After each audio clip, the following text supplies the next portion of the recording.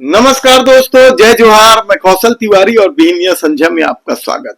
छत्तीसगढ़ में जब से डबल इंजन की सरकार बनी है और नक्सलियों के उन्मूलन को लेकर चर्चा छिड़ी है, इस बीच एक और चर्चा जमकर चल रही है कि क्या बस्तर और सरगुजा के खजाने को उद्योगपतियों को सौंप दिया जाए। क्या हम पर्यटन के नाम पर विनाश को न्योता दे रहे हैं? क्या बस्तर में लाखों साल पुराना एक रहस्य इंसानी लालच की भेंट चढ़ जाएगा? क्या बस्तर का हरा खजाना, जिसे देखने के लिए दुनिया तरस रही है, उस पर भी दांव लगा दिया गया है?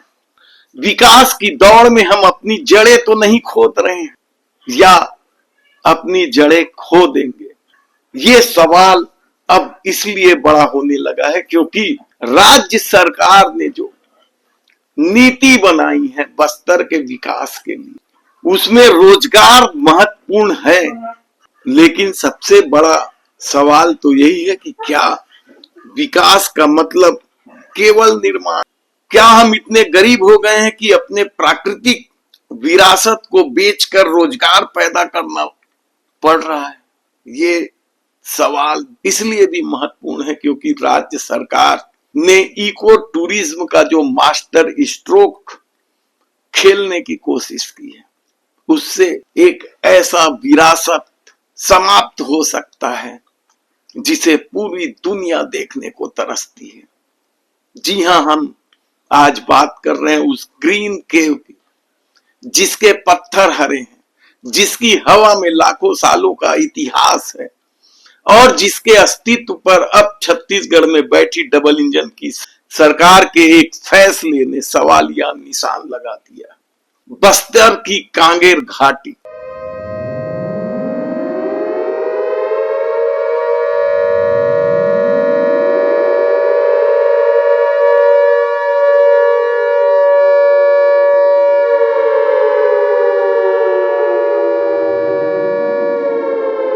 अद्भुत घाटी है ये। यहां की गुफाएं सिर्फ पत्थर नहीं, जीती जागती विरासत है। लेकिन अब सरकार के फैसले ने वैज्ञानिकों की नींद उड़ा दी है। वैज्ञानिक सीधा सीधा कहते हैं, मत खोलो इस गुफा के द्वार, वरना सब हो जाएगा बेकार। आखिर इस गुफा में ऐसा क्या है, समझने की कोशिश करते हैं। कांगेर घाटी में वैसे तो 27 गुफा मिली है जिसका पता चला है, खोजी गई है, लेकिन ग्रीन केव सबसे अलग है। क्यों? क्योंकि यहां दोपहर में केवल 60 मिनट के लिए सूरज की किरणें एक खास कोण से अंदर जाती है। यही वह रोशनी है जो यहां की दीवारों पर मौजूद सूक्ष्म जीवों यानी माइक्रोवेव को पालती है, जिससे इसे मिलता है जादुई हरा रंग। वैज्ञानिक जयंत विश्वास ने तो साफ तौर पर कहा कि ये गुफा एक टाइम कैप्सूल है। यहां का तापमान हमेशा स्थिर रहता है। यहां रहने वाले अंधे केकड़े और दुर्लभ मेंढक इस इकोसिस्टम के बगैर मर जाएंगे। लेकिन सरकार का अलग ही तर्क है। सरकार इसे इको टूरिज्म का मास्टर स्ट्रोक मान रही है।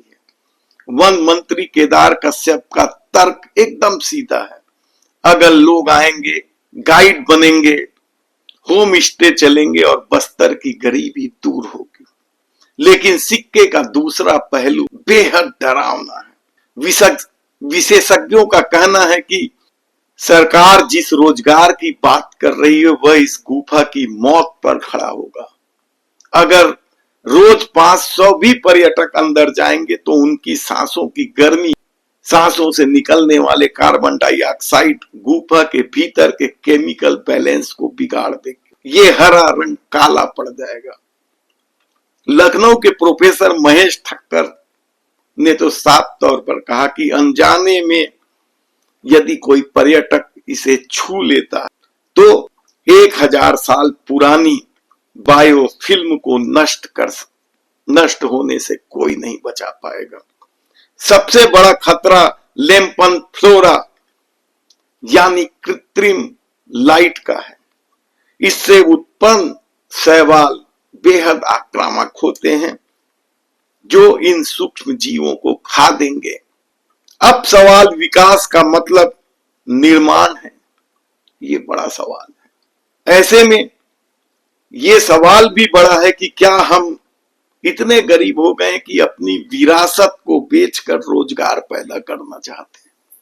हम आपको बता देते हैं कि बस्तर का ग्रीन केव सिर्फ एक गुफा नहीं, पृथ्वी का फेफड़ा भी है। इसे बचाने की जिम्मेदारी सिर्फ सरकार या वैज्ञानिकों की नहीं, एक एक व्यक्ति की है, एक एक छत्तीसगढ़ में रहने वाले लोगों की है। हसदेव को मध्य भारत का फेफड़ा कहा जाता है, लेकिन यकीन मानिए ग्रीन केव पृथ्वी का फेफड़ा है। बस्तर का हरा खजाना को देखने के लिए दुनिया तरस रही है, और इसका फायदा यदि इस ढंग से सरकार उठाना चाहती है तो यह अपनी विरासत को बर्बाद करने का खेल के अलावा और कुछ नहीं। और यह भी जान लीजिए कि यदि यह एक बार बर्बाद हुई तो दोबारा बनना नामुमकिन है। फैसला हमें करना है, चंद रुपयों का पर्यटन या लाखों साल का पुराना विरासत।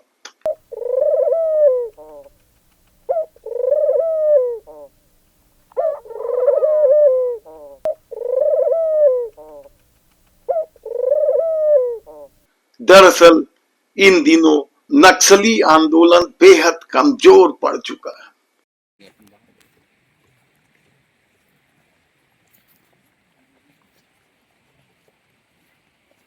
और जिनकी मेहनत, जिनकी परिश्रम, जिनका बलिदान, जिनका योगदान इस महत्वपूर्ण घटनाक्रम में रहा है, तो आज उन्हें भी हम याद करते हैं, अपनी ओर से उन्हें धन्यवाद देते हैं, उन्हें भी अपना आभार व्यक्त करते हैं।